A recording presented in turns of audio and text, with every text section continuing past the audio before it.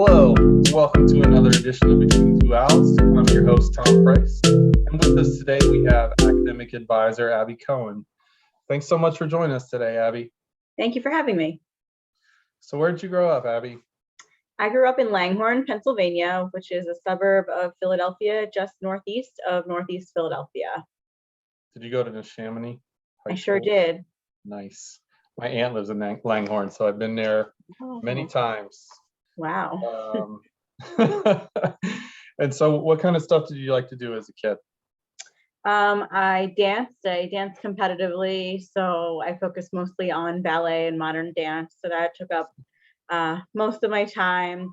I also, grew up in a development which was really just safe and amazing. So I would be outside until dark every night, riding bikes and just playing with my friends. And I loved going down the shore. My grandparents had a condominium in Ventnor, New Jersey, and I spent most of my summer there. Yeah. Nice. Has piece of my heart will always be in Ventnor. So that's cool. Yeah. I have a friend, she grew up there, so I've also been there. Yeah. That's cool. And did you have any nicknames growing up? Not really. Everyone called and still calls me Ab. That's pretty much it. Did you have any favorite choreographers as a kid? Not really, other than my dance teacher. Sure. And she was on Extreme Makeover Home Edition, so she's a celebrity. Yeah. That's cool. Yeah.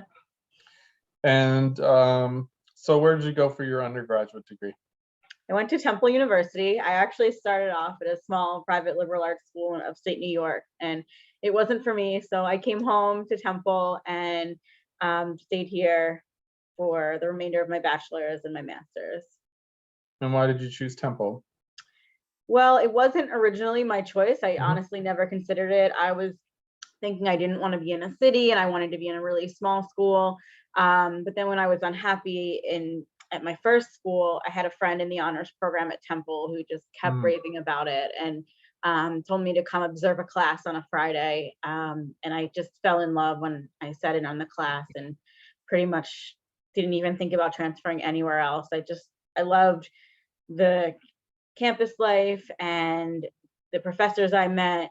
And specifically, I was a psychology major, and the research going on in the psychology department at Temple was just really interesting to me, how they had all these labs that also were treatment clinics, like the anxiety disorder clinic and child anxiety clinic, where I wound up working for a year.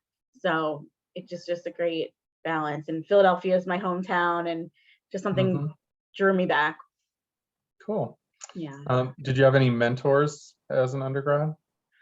Yeah, so after working in a few different research labs in the psych department and trying to figure out if I wanted to get a PhD in a research-based psychology field, I randomly responded to a flyer that was on a telephone pole on campus recruiting academic tutors, which I don't even think they post those anymore since everything's online. So, but I responded and I got a job as a summer bridge teaching assistant in the Russell Conwell Center, which doesn't exist anymore, but I taught English with Dr. Menino, and she was just a wonderful inspiration, and I learned so much about helping students and guiding them through college through that experience and through staying on as a tutor throughout the academic years at Russell Conwell. So I worked there for a few years as an undergrad and a grad student. So I would say all the staff, the advising staff and administrators at Russell Conwell really inspired me and put me on the path to academic advising, which was wonderful because I wouldn't have even known it was an option for a career. Cool. So then what happened? I went to graduate school for counseling psychology at Temple, focusing on school counseling. I wanted to be a high school guidance counselor after an internship I did as an undergrad at Plymouth Whitemarsh High School with the counselor and school psychologist. So I thought I found my place and did a year-long internship as part of my grad program at Central High School with high achieving urban students. Oh yeah, that was to get certified. My dad went to Central actually. Oh wow, it was the most unique experience. It was amazing. And unfortunately, when I came out of graduate school, it was 2012, and there were massive layoffs in the Mm. school district of Philadelphia, which is where I wanted to be a counselor. So I started kind of thinking, what can I do that's related? And I happened to find a position at Walnut Hill College, which is a culinary school in West Philly, being an academic advisor. And I just said, okay, this is similar to school counseling. Let me test the waters. And here I am, just about 9 years later, still in advising. So it definitely worked out. So what do you like about advising Temple students, in particular College of Science and Technology students? Sure. Well, I love, advising students who went to the college or the university where I went, just because I can relate to them on a broad level. Although I wasn't a science major, I really enjoy thinking through the curriculum, the complex nature, and how our curriculum requires quite a bit of planning due to prerequisites and things like that. So I love piecing that puzzle together with students to help them understand and make the best of their experience here, helping them see the bigger picture and also recognize opportunities they have, both in terms of both their curriculum and taking classes, and also outside the classroom. So just piecing that puzzle together with students to have a really meaningful undergrad experience is something I really enjoy. And just having a level of familiarity with classes and the resources on campus, even though I attended long ago, and I was a core student, I still, some of the classes are still somewhat similar, and I can talk to students about IH and things like the gen ed curriculum and the one biology course I took. So Nice. yeah. Cool. I want to switch gears a little bit. Sure. What do you like to do for fun? I definitely enjoy online shopping, probably enjoy it a little too much. Even pre-pandemic, online shopping was a major hobby. I read memoir. It's definitely a hobby. I love reading memoirs about people from difficult family circumstances. That's generally the area I focus on. And I have a 4-year-old, so that's my free time. Understood. I also picked up indoor cycling as a hobby during the pandemic, so I do have a new hobby. Nice. What are you currently reading? Well, I just took a class this semester, an AOD class. I have to take a certain amount of credits every 5 years to maintain my counselor certification. So I just wrapped up a 5-year period, like my second class for the 5-year period. So I was just reading for class mostly this semester, but I have, I definitely want to find a new memoir to read soon. So I go on Goodreads and kind of look from what I've read and then trail off on other suggestions, typically to find a new memoir for the summer to start reading. So what can you tell me a couple memoirs that have had an impact on you? Sure. My all-time favorite is The Glass Castle by Jeanette Walls. I think everybody should read that book. There is a movie, but first the book is, much better. Anything by Augustin Burroughs, I've read them all. I started with The Wolf at the Table, but I think you're supposed to start with Running with Scissors first. I put it all together, and I just enjoyed all of his books. I know he's controversial, but A Million Little Pieces by James Frey.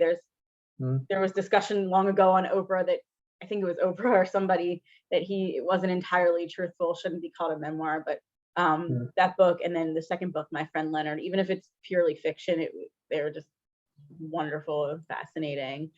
And then I love The Interestings by Meg Wolitzer. It's not as well known. It's memoir mixed in with, like, reminds me of my time in like overnight camp. So it was a little bit of a lighter read than some of the deeply troubling memoirs I've read. So I definitely enjoyed that. And The Awakening by Kate Chopin, which is more literature than memoir. It's always been, I've read that book countless times. So I love that. What's on your Spotify list? Well, I'm a very big Dave Matthews Band fan. I'm aware of that. So pretty much every Dave Matthews Band song. I love Paul Simon. I love Billy Joel. So there's definitely a lot of Billy Joel. I listen to Fish. Beatles will always be integrated into my lists. Mumford and Sons, things like that. I don't really know any current music, so all my music is like Fine. Uh, Do you have a dream vacation spot or a favorite vacation spot other than Ventnor? I was gonna say Ventnor. Well, a dream, I would like to go to France. I'm just waiting. I want to take my daughter, and I'm waiting for her to be a little bit older to plan Sure. that. I studied French in middle school and high school and a bit in college, and I still remember some of it. So I'd like to go and use it and experience the culture. Yeah. I love the Caribbean. Anywhere in the Caribbean. I spent a day at St. Thomas, one day on a cruise, and I was gonna say, how do you spend one day in it St. was the Thomas? best day ever. Yeah, I want to go back and spend more than one day because Mm. it was not enough time. And it was just very relaxing. And I don't like waves, like ocean waves, so I like swimming in bays. And they had Mm. Megan's Bay, which was, no waves, and you just float all day, and it's gorgeous. So that's somewhere I'd like to go back sooner rather than later. Cool. Yeah. What are you looking forward to post-pandemic to doing? Just gathering with family and friends more, things that, those basic things. I really want to go back to Kalahari Indoor Water Park with my daughter. We went when she was like 2.5 pre-pandemic, and it was the best time ever. She asked to go every day. So we just want to feel a little, like literally every day. So we just want to feel a little more comfortable with, For sure. like once the children are able to be vaccinated and everything, we Yes. would like to go. So I'm really looking forward to going to Kalahari. That's a big one. And other than just general, like being with friends and family. Cool. We'll do something called a rapid fire response. I'll give you 2 words. You just state your preference or pass. Tea or coffee? Coffee. Morning or night? Morning. Dark or milk chocolate? Dark. Offense or defense? I hate sports. Pass. Dogs or cats? Cats. Valley or lyrical? Lyrical. Bert or Ernie? Bert. Half full or half empty? That's empty. Hot or cold? Cold. Awesome. Thanks so much for being on the show today, Abby. It's great. Sure. Thanks for having me. Just give me 1 second.